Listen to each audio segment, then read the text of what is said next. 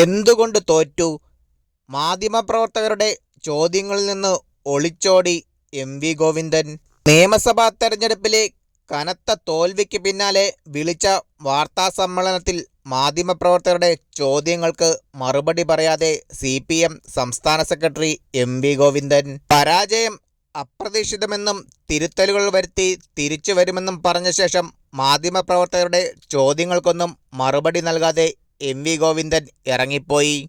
ഇന്നത്തെ യോഗത്തിലുണ്ടായ പ്രാഥമിക വിലയിരുത്തലുകൾ എന്തെല്ലാമെന്ന് പോലും പറയാതെയാണ് അദ്ദേഹം ചോദ്യങ്ങളിൽ നിന്ന് ഒളിച്ചോടിയത്. തോൽവിയെക്കുറിച്ച് സഖാക്കൾക്ക് നിർഭയമായും സ്വതന്ത്രമായും അഭിപ്രായം പറയാൻ അവസരമൊരുക്കുമെന്ന പാർട്ടി സെക്രട്ടറിയുടെ പരാമർശവും ശ്രദ്ധേയമായി. അപ്പോൾ ഇതുവരെ പാർട്ടിക്കുള്ളിൽ നിർഭയമായി അഭിപ്രായം പറയാനുള്ള അവസരം ഉണ്ടായിരുന്നില്ലേ എന്നതാണ് ഉയർന്ന ചോദ്യം.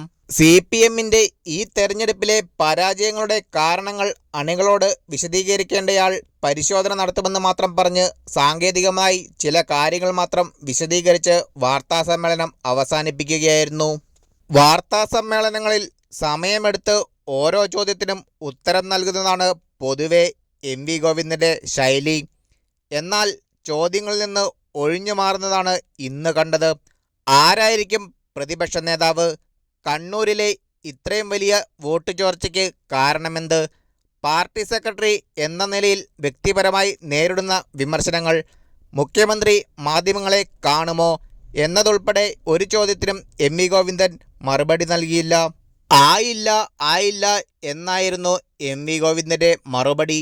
എം.വി. ഗോവിന്ദൻ പറഞ്ഞത് ഇതാണ്: കേരള നിയമസഭാ തെരഞ്ഞെടുപ്പിലുണ്ടായത് അപ്രതീക്ഷിത പരാജയമാണ്.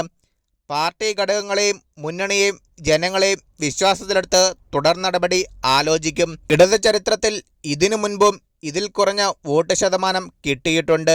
ജനങ്ങൾക്ക് ബോധ്യമാകുന്ന തരത്തിൽ തിരുത്തലുകൾ വരുത്തും. മെയ് ജൂൺ മാസങ്ങളിൽ എല്ലാ ഘടകങ്ങളും വിളിച്ചു ചേർക്കും. ഇന്ന് നടന്നത് പ്രാഥമിക പരിശോധന മാത്രമാണ്. സഖാക്കൾക്ക് നിർഭയമായും സ്വതന്ത്രമായും അഭിപ്രായം പറയാൻ അവസരമൊരുക്കും.